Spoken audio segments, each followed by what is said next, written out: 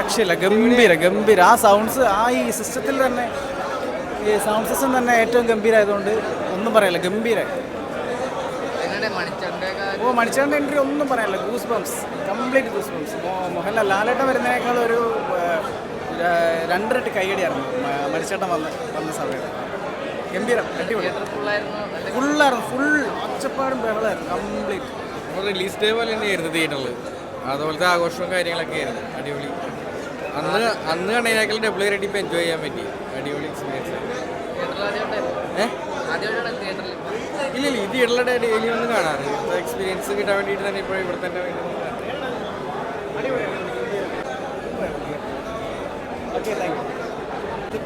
കഴിഞ്ഞാട്ടും പിന്നെ iconic comedy dialogues, നമ്മൾ ആഘോഷ പാട്ടുകൾ, അത് തിയേറ്ററിൽ വന്ന് എൻജോയ് ചെയ്യാൻ പറ്റുമ്പോൾ മണിച്ചേട്ടൻ്റെ മാസ് വില്ലനിസം, മണിച്ചേട്ടൻ്റെ കയ്യടി ഉണ്ടായിരുന്നു. എല്ലാവരും വരുമ്പോൾ കയ്യടി, ആ തമാശയ്ക്ക് കയ്യടി. ജഗതി ചേട്ടൻ, പാമ്പ്, എന്താ പറയുക, ഔട്ട് ആൻഡ് ഔട്ട് എൻ്റർടൈൻമെൻറ്റ്. ഇഷ്ടംപോലെ നമ്മൾ ഇഷ്ടപ്പെട്ട പാട്ടുകൾ, ഏത് ന്യൂ ഇയർ വന്നാലും ഏത് കൊച്ചിക്കാരാണെങ്കിലും ആ പാട്ട് പാടാതിരിക്കില്ല. ആ പാട്ട് ഡെയിലി കേൾക്കുമ്പോൾ അത് നല്ല അറ്റ്മോസ് എഫക്റ്റിൽ സൂപ്പറായിരുന്നു. എന്താ പറയുക, ഇപ്പോൾ തുടരും കഴിഞ്ഞ് എമ്പുരാൻ കഴിഞ്ഞ് ലാലേട്ടൻ്റെ ഒരു റിലാക്സേഷൻ ലാലേട്ടൻ ഫാൻസിന് വേണ്ടിയുള്ളത്. എന്തായാലും തിയേറ്ററിൽ വന്ന് കാത്തിർക്ക് എന്നെപ്പോലുള്ളവർക്കൊക്കെ ഒരുപാട് ഇഷ്ടപ്പെടുന്നവർക്ക് തിയേറ്ററിൽ വന്ന് കാണുമ്പോൾ നല്ല അടിപൊളിയായിരുന്നു, എൻ്റർടൈൻമെൻ്റ് ആയിരുന്നു. മാസ് ഇല്ല, ഒന്നുമില്ലല്ലോ, എല്ലാ സീൻസും ഉണ്ടായിരുന്നു. ആൻഡ് എന്താ പറയുക, ആഘോഷമായിരുന്നു. ഇപ്പോൾ തിയേറ്ററിൽ കണ്ടപ്പോൾ യാതൊരു തരത്തിലും ലാഗോ അതേപോലെ തന്നെ അങ്ങനത്തെ ഒരു മടുപ്പോ തോന്നിയില്ല.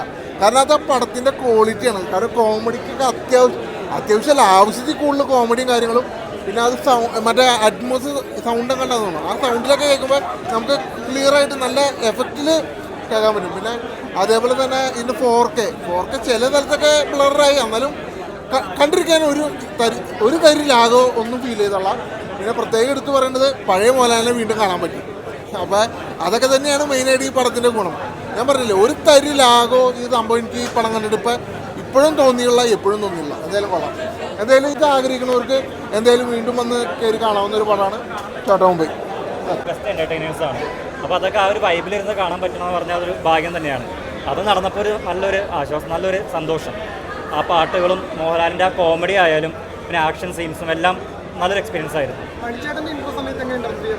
മണിച്ചേട്ടൻ നമ്മൾ മിസ്സായെങ്കിലും നമ്മളിപ്പോഴും ഓർക്കുന്നൊരു നടനാണ്. അപ്പോൾ പുള്ളിയുടെ ഏറ്റവും നല്ലൊരു ബെസ്റ്റ് ക്യാരക്ടറാണ് നടേശൻ എന്നൊരിത്. ഡയലോഗ് ആയാലും ഒരു ആറ്റിറ്റ്യൂഡും എല്ലാം സൂപ്പറാണ്. അത് സ്ക്രീനിൽ വരുമ്പോൾ തന്നെ ഇൻട്രോക്ക് തന്നെ ആ കയ്യടി കിട്ടി നമുക്ക് മനസ്സിലാവും. നായകന് കിട്ടി അതേ കയ്യടി വില്ലനും കിട്ടി.